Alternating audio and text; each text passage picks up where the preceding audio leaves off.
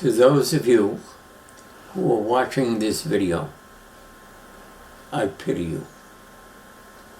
I'm about to tell the sad, sad story of my life.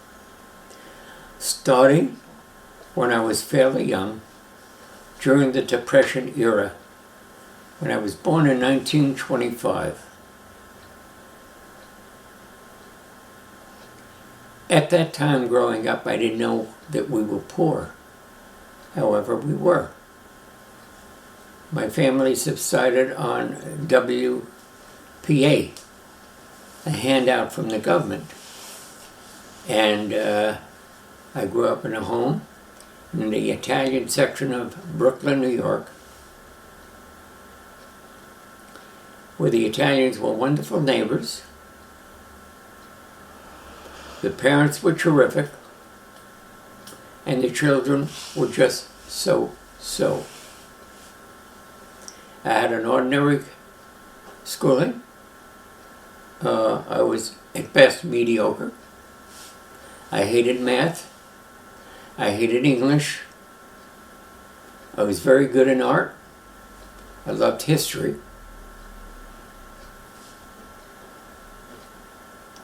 And I worshipped some of my teachers and despised some. During those days, the young people in my area built model airplanes, model boats, had stamp collections, coin collections, and those were the things that the kids did in those days. You could buy a model airplane for 25 cents.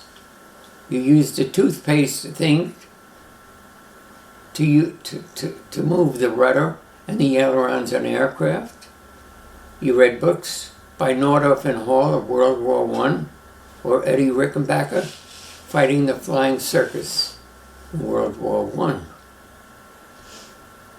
I elected to go to an aviation school for mechanics, having no idea that I would ever have an opportunity to fly airplanes. However, in my senior year in school, and the war was on, I enlisted in the Air Force in the last months of my high school days. I was called into service several months after, in the fall, what was it, 19, well, anyway.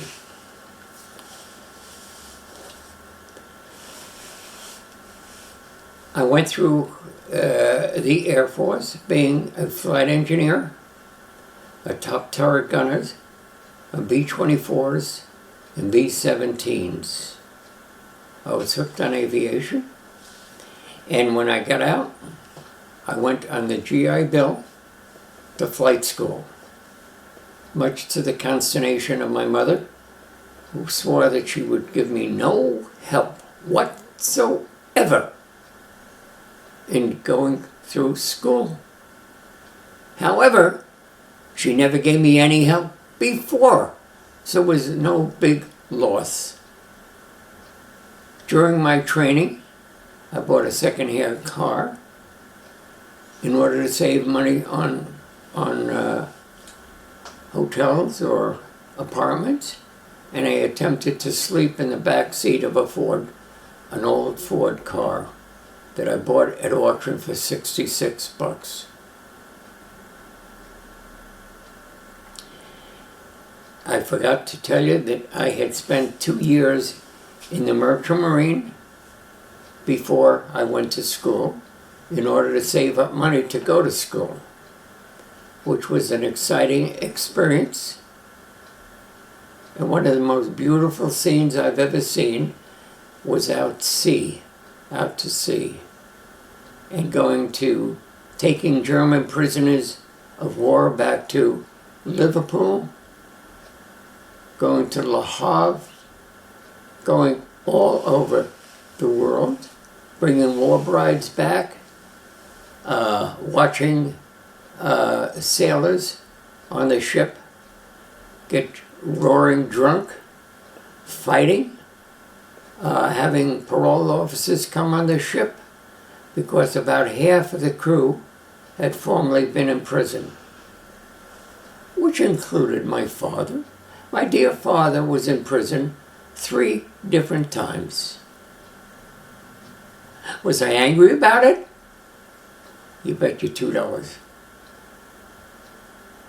I was embarrassed. I was hurt. I was ashamed that he was there. And he never did learn about being a mensch. Anyhow, I went through school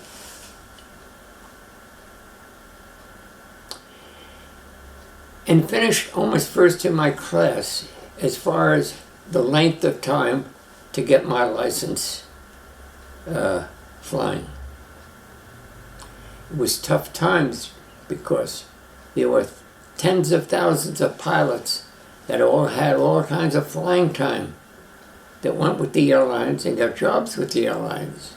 Here is a nobody with about 100 hours of flight time trying to get a job. Fortunately, I was looking through the papers and there was an ad for a co-pilot at $3 an hour.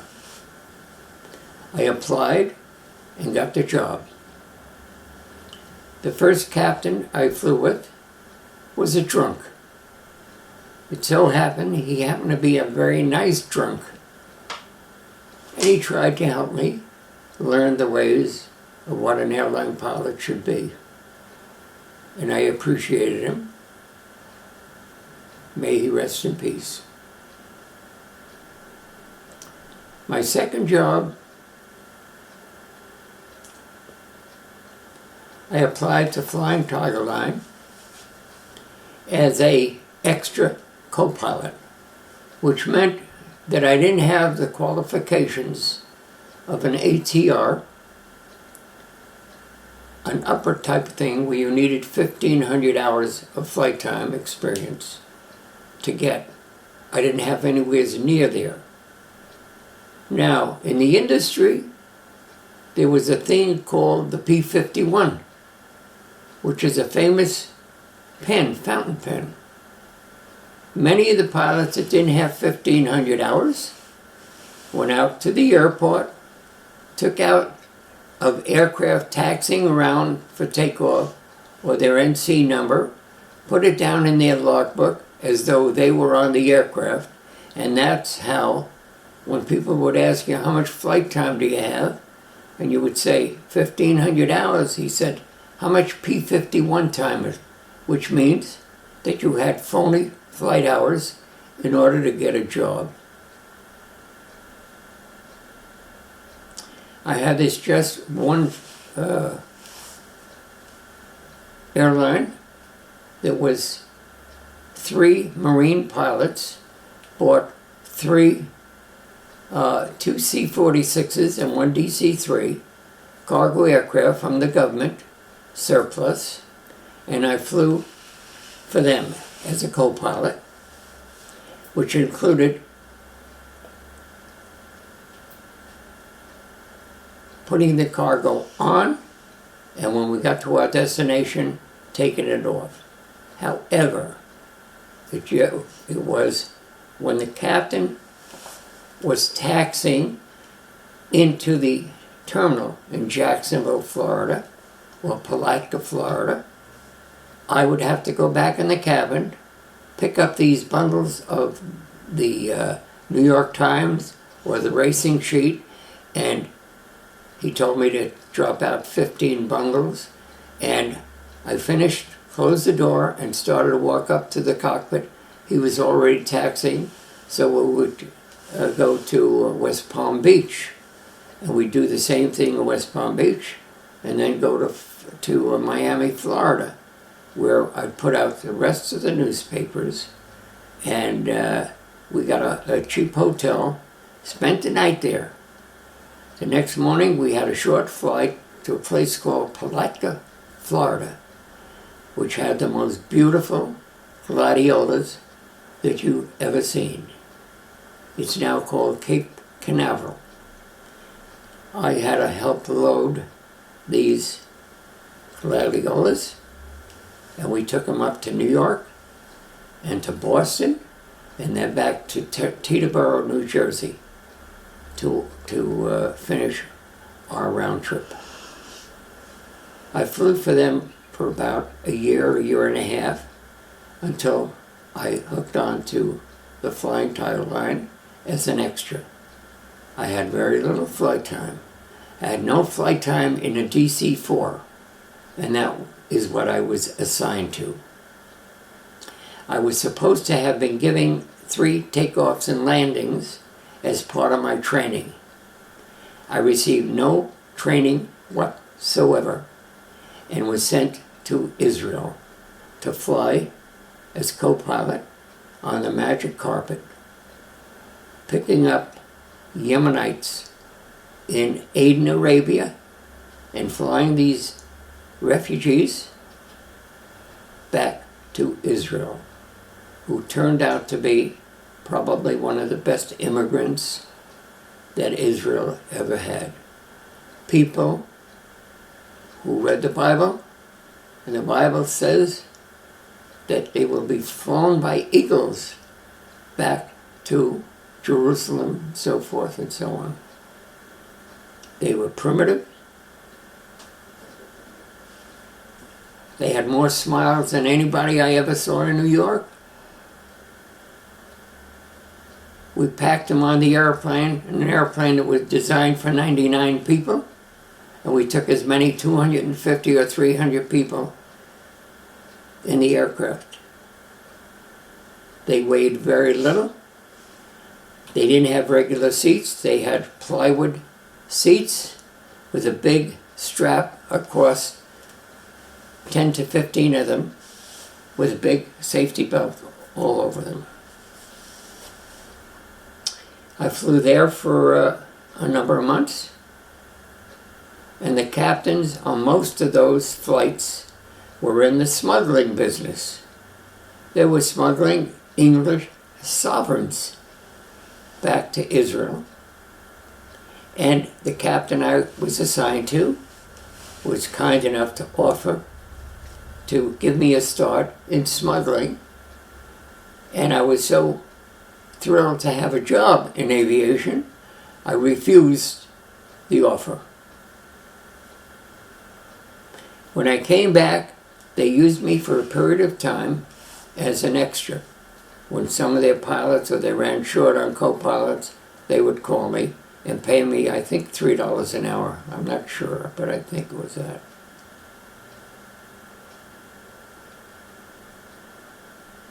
It was a very exciting time. However, having grown up in a home where we had one bottle of whiskey in the house, which was Scotch, which was there for a period of 10 years. That bottle of Scotch were for visitors only. The living room was primarily for visitors only. And I was assigned to get all the little frills at the end of the rug to straighten them out after the guests left.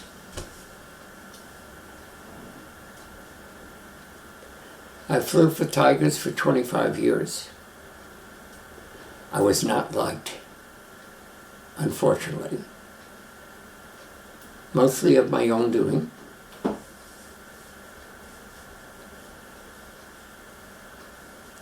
I was, in my own opinion, a mediocre pilot. But what I had going for me is I generally followed whatever rules, whatever instruction was given to me.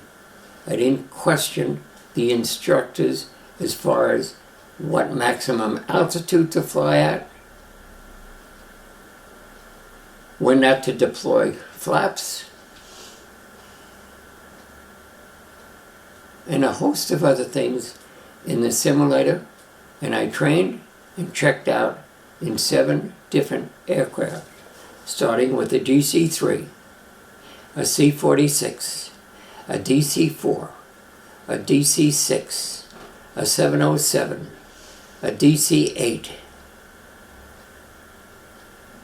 a CL-44, and finally a 747, which is a piece of cake in spite of its size. During that period of time, I met my wife, we dated for about 3 years. The most wonderful person I have ever met. And we had 3 children.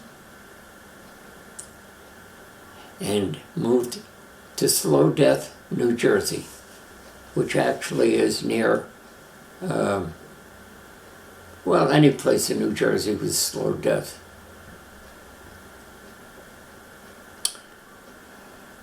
It seems like a very short time. The worst part of my career was having to fly with a fairly large number of alcoholics. If they were from World War II, I would say a large part of them were into booze. Flying with a lot of them was a very difficult situation. For example, at a flight taking GIs to Atlanta, Georgia, we had an overnight. I was about, at that time, about maybe 28 or 29. We had one stewardess, her name was Fran, and she was a beauty. And she did work for the company for public relations. The captain was about 50 years old, but appeared to me more like 70.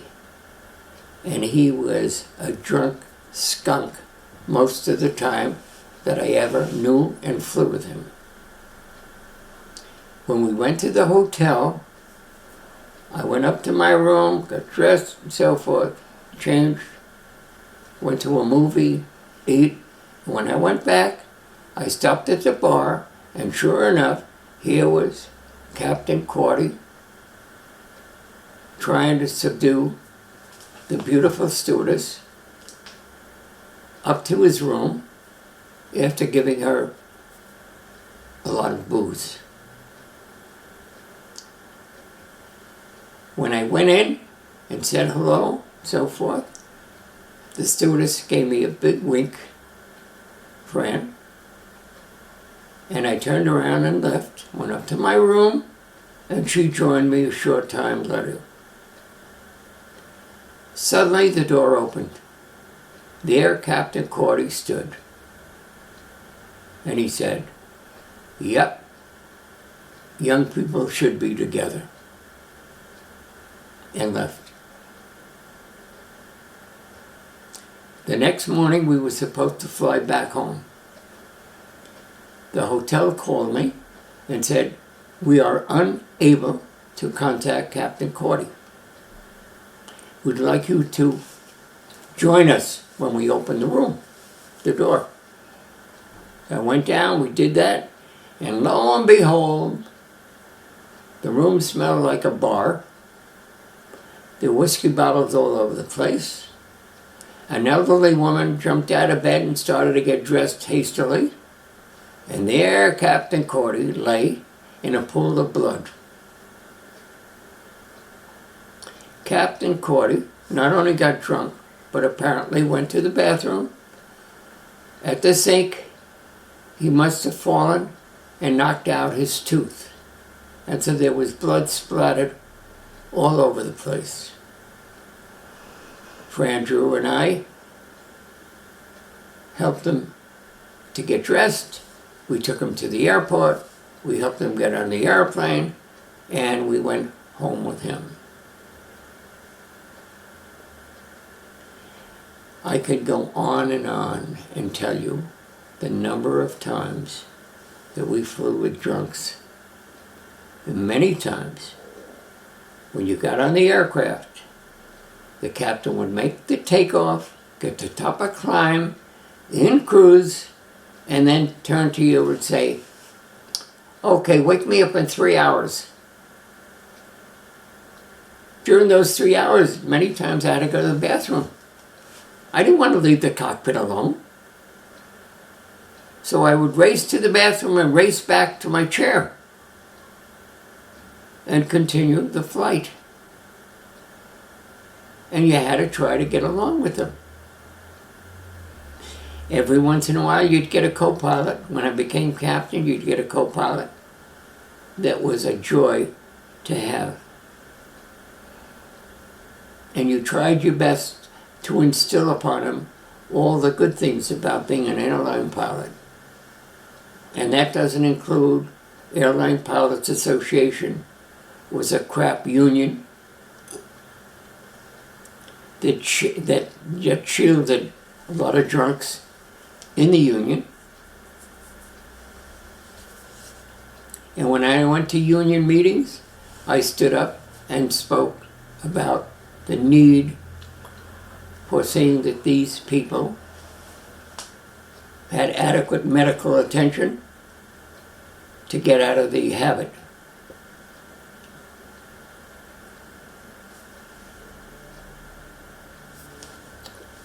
Alana. Enough? Okay. Okay, hold on. Let me stop. I don't know. It is required of the captain to write a report on his co-pilot who is in his first year with the company. Now, we've got a problem. If you write a bad report and he's with the company past a year, you have an enemy for life. If you write what a lot of captains do, they take the middle road and they put a check mark, acceptable or okay or whatever, and therefore they're not taking any position on this person's abilities, skills, honor, decency, or any of the other things that make a person and a good employee.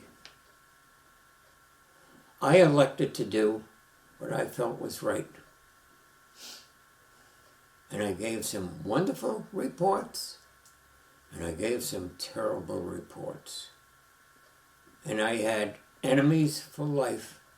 So you're not loved. There's ways of being liked. For example, if your co-pilot shows up drunk, and you allow him to fly with you or sleep his hangover in the cockpit, you're liked. With me, if the co-pilot came up and we're in flight, he turns to me and says, you know, Captain, so I was unable to get any sleep before the flight. Would you mind if I close my eyes a little bit? And I would say to them, if I didn't know them, and I know their reputation, I would say, okay, this is the first and only time you pull this one on me. If you're not in shape to fly, I don't want you to fly with me. You have a responsibility to me, and I have a responsibility to you. That you have to be rested and in shape to fly. So, in that case, you can make an enemy or you can make a friend.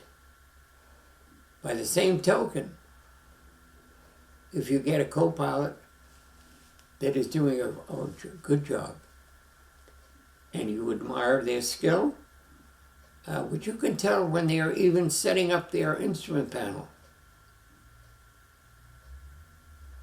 You split legs with him. That means the captain takes the first leg, co-pilot takes the second leg, and so forth and so on. So you both keep up your skill. There are co-pilots that I never, ever would think of giving them a takeoff or a landing because in my estimation they were sons of bitches. They were pieces of filth. I mean, just sitting next to them in the cockpit, to me, was an aberration. I've had very good ones, and I've had very bad ones. In the main, it was mediocre. Now, things that bothered me a great deal. I flew with a captain by the name of Stratford, Dick Stratford. He flew in China. He flew about every place there was. One of the best pilots and one of the finest men I ever met. We had a trip on a 707 to Paris. Our navigator happened to be Cy Cohen, who was Jewish, and in my estimation was a fairly poor navigator. During flight, the captain turned to me and says, Al, I think we're about 60 miles off course. What I hadn't known was Stratford had gotten his navigation ticket. And knowing his skill as a pilot, there was no question to me that he wasn't right. So he called the navigator up, and he said, Sir, Stratford was a southerner. Sir, put away give me your sextant and the books and so forth. I'm taking over the navigation of the aircraft.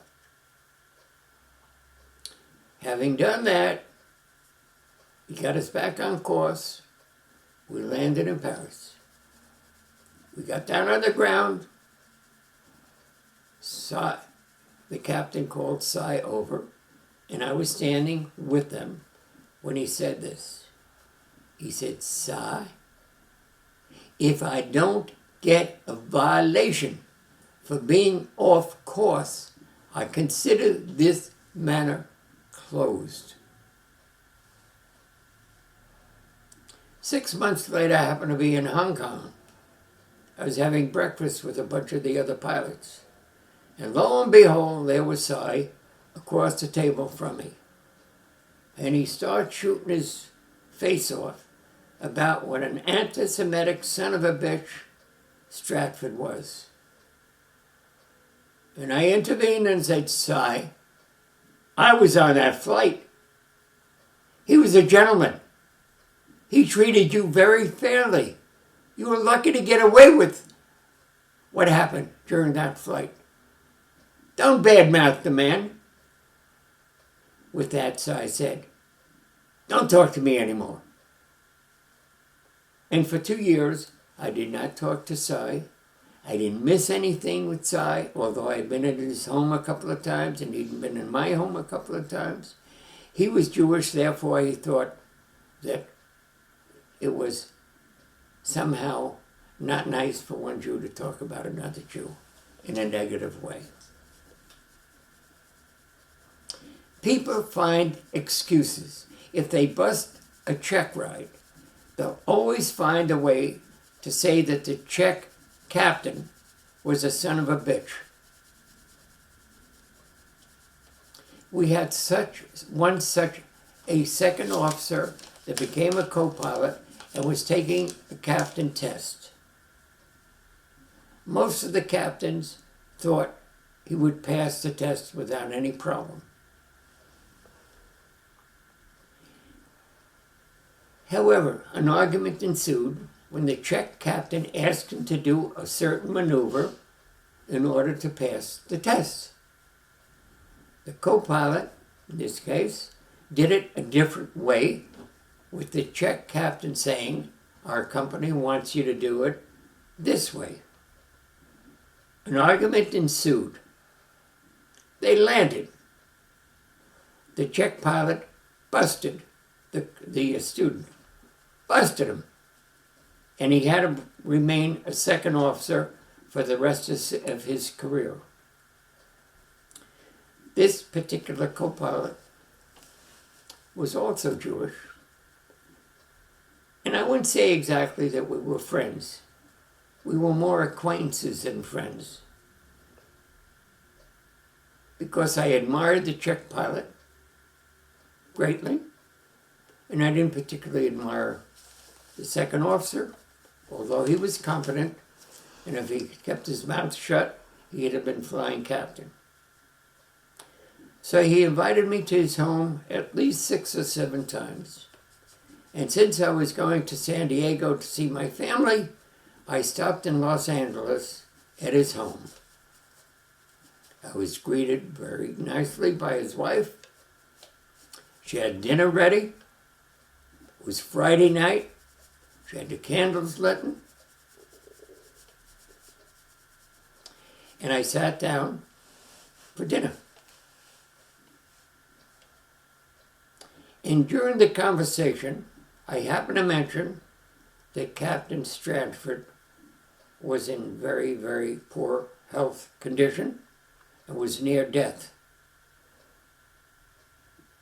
At which time, my host said, "That's the best news I've ever heard. That son of a bitch, that anti-Semitic son of a bitch, that..." I said, "Hey, wait a minute. You're talking about a close friend of mine. I don't want to hear that." And he refused to quit. I got out of my chair. I went, picked up my suitcase. I walked out the door, got in my car. He and his wife opened the other door, the passenger side door, and kept me from driving away. And I kept telling them, I said, "I'm going to start moving the car and you're going to get hurt if you don't let loose of it." Finally, they let loose. And I drove away toward San Diego. And he tried to call me a number of times while I was driving away. I never saw him again. I never spoke to him again. I never want to see him again. And as far as I'm concerned, in order to cover up his own ineptness and his way he screwed up, he's using anti-Semitism to hide behind. And to me, that's a very disgusting way to live. So you see, there are a lot of ways that you have wonderful flights, and you have some flights that were terrible. Now, I want to tell you about a wonderful flight. My co-pilot was Jim Vincent, one of the finest co-pilots I ever had. One of the funniest men I've ever known. He won a scholarship to the University of Miami for his golf skills. He was made famous by doing a trick with a golf club that they called the Jesus shot. He would get down on his knees, hit the ball further and straighter than any of the other pilots who loved golf. And they kept asking him time and again, Jim, please, do a Jesus shot. Do a Jesus shot." Well, one day, he and I had a trip from Bora Bora with a load of sheep on board. We were going to Chile. I had never been to Chile. He had never been to Chile. So, we get on load. We had a passenger who was an animal doctor, and he was checking on the sheep. I think he checks the sheep's eyes or whatever. Now, the captain usually gives his crew things that he wants them to do, to have a safe takeoff and so forth.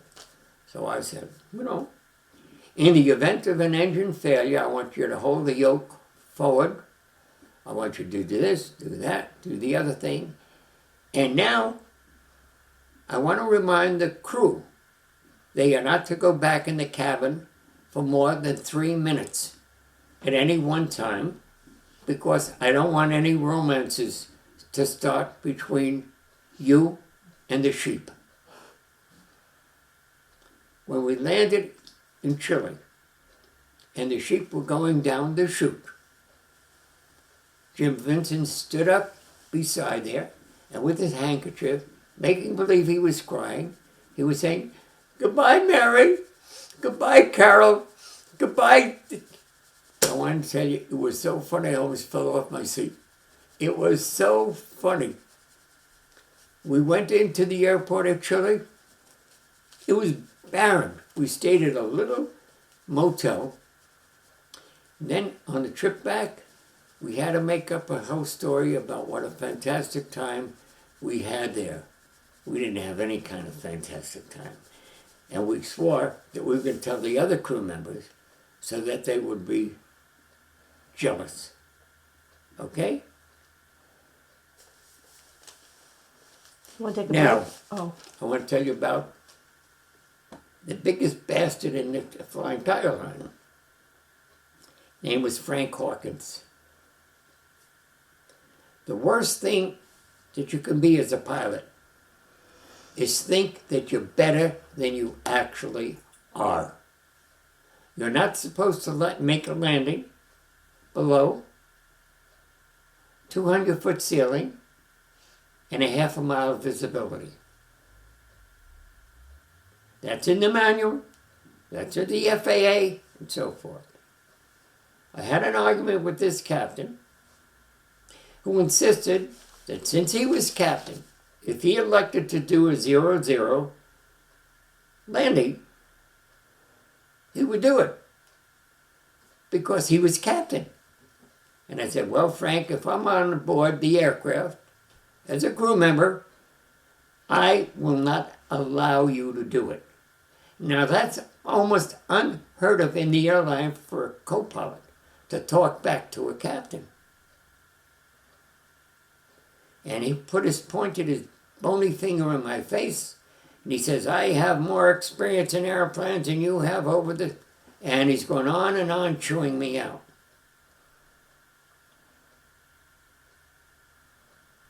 And I said, the reason this is in to keep people from killing themselves. And he still said, you see these 4 stripes? I said, I don't give a shit about your 4 stripes. That's a captain's insignia on their uniform. Captain Hawkins, in Vietnam, killed his crew and himself and 134 people on the ground in bad weather. Unfortunately, the co-pilot was the son of one of the captains in another airline. It had to happen. These people that think they in some way, they're well above other people. He wore a 50 mission crush. He swaggered in his uniform. He drank a great deal. He was a bum. The other company check pilots knew him, but they never had the guts or the balls to do anything about those who were doing things. We had one of the biggest drunks in the airline, a guy by the name of Flood, stopped at a bar when he and his crew were going to JFK to go to Europe, in uniform, went in, had a few shots, came back. Well, after all, he was an Irishman. An Irishman, oh God, when it comes to booze, they're experts at it. Experts at it. When he got to Germany, half of his crew went on sick leave. They called me up. I had to be a co-captain to this bum. We went back, and we hated each other on sight. Months later, I think they fired him, and he went to the chief pilot. He had a starter pistol with him. He kidnapped the chief pilot, and as they were driving away, they had to stop for a red light. at which time the chief pilot, when this guy wasn't looking, bailed out of the car and got away. That's the kind of bum we had with Flying Tigers. Did other people know that he was a nut? A fruitcake? Of course they did. Did they do anything about it? Hell no. Did the union do anything about it? No. Why Flying Tiger Line and all of the drunks and bums that we had in there is this. A study has been done. When the head of a company is an alcoholic, which Prescott was, they're very lenient on other drunks. So it's a bad situation. And if you take on the drunks, you're targeted. You're targeted. I had one guy who was well-liked, who was always an officer in something in the union, took off, got top of crime, got in cruise. I turned to him to ask him a question about something. He turned to me and he answered it, and it was like walking into a bar room. Had I known that he was in that condition, he would not be sitting there because I wouldn't take him. Now, the worst thing you can do in the airline, thou shalt not rat. I had a flight out of San Francisco, the load of passengers. There was a new stewardess with them. It was the year in which the stewardesses and women weren't wearing bras. During the flight to Anchorage, she came up to ask us if we wanted coffee or soda or whatever.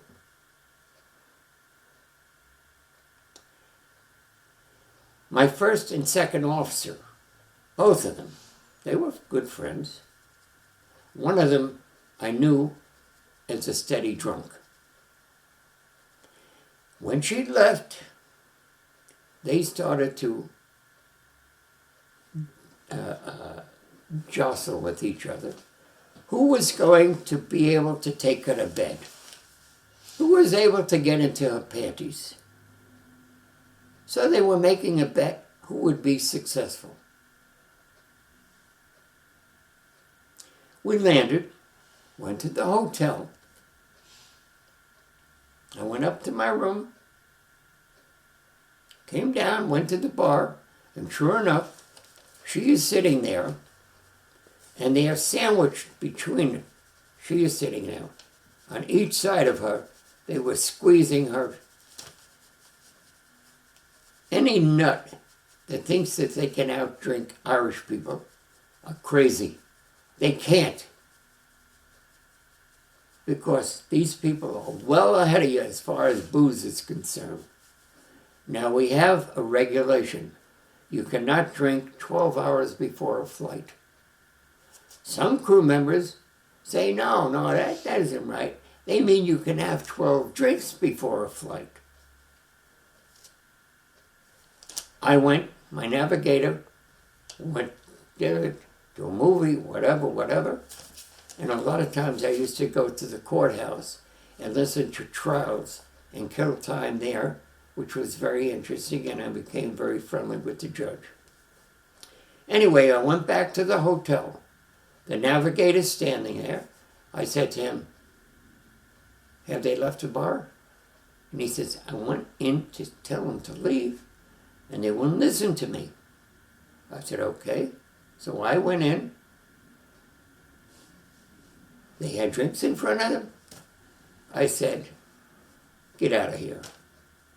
Get out of here. We're within the 12 hours.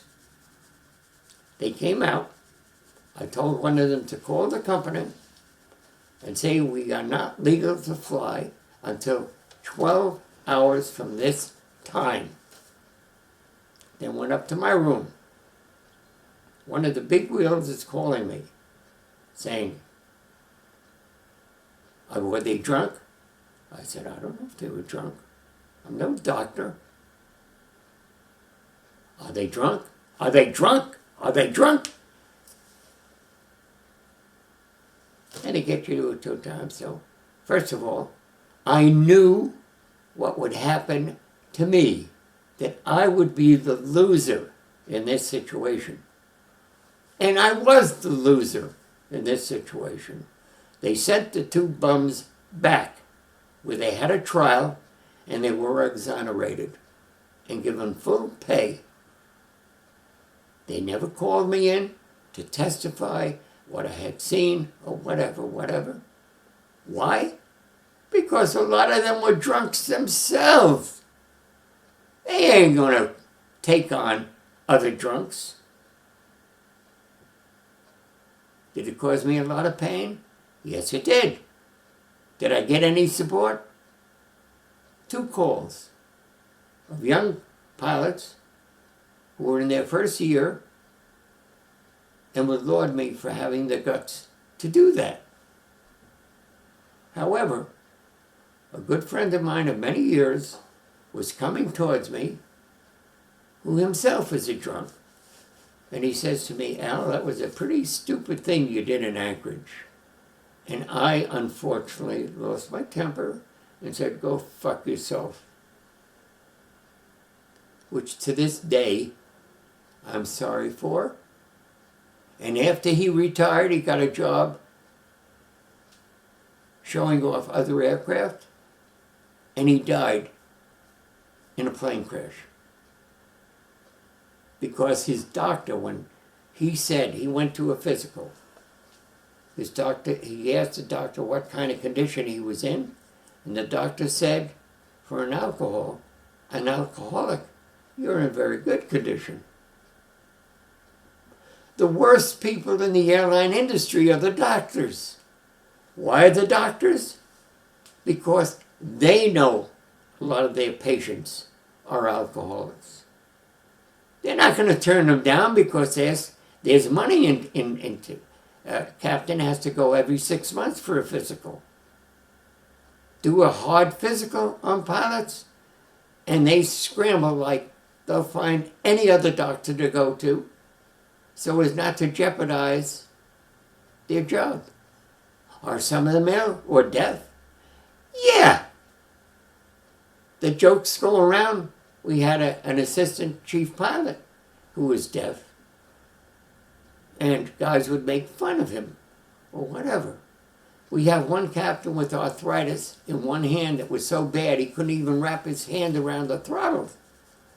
Did they pass their physicals? Of course they passed their physical.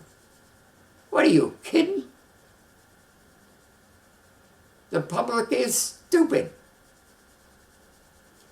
This thing with this physical is a goddamn joke.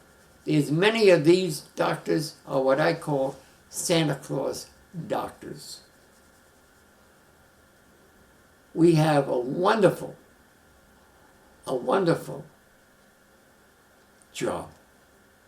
Flying an airplane, I'm 17 when I take off. I'm always 17 when I take off. It's the most thrilling thing that you could do. And that includes sex.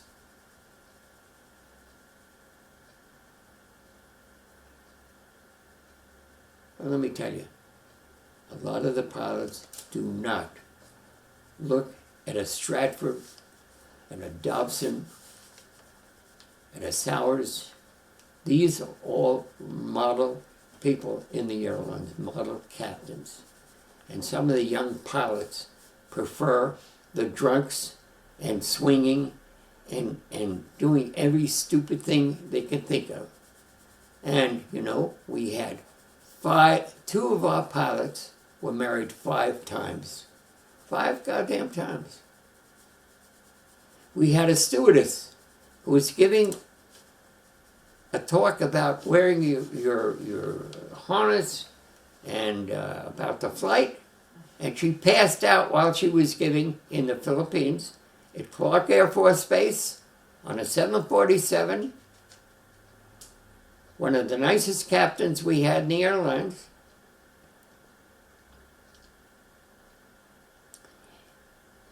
The rest of the stewardesses banded together to get extra money because the captain told them to put the stewardess in the bunk upstairs to sleep it off.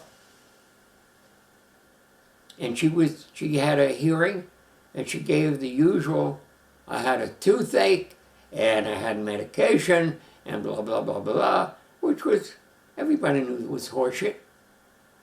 They knew she was a drunk. She and 9 other people in the airlines were sent to a hospital for a dry-out clinic.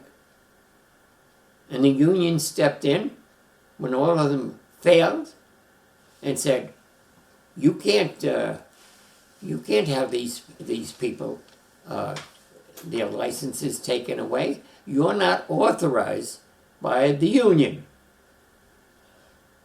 to make that decision. So there's lots of things wrong with the airline. By the same token, there are lots of things right. You don't get a Jimmy Vincent every shot of the way. You get some bums in there. Companies do not want to spend any heavy money researching out their potential employees. And now, I'm ending this because I'm tired. I'm a little disgusted. I'm bringing vomit. And thanks for listening. Goodbye.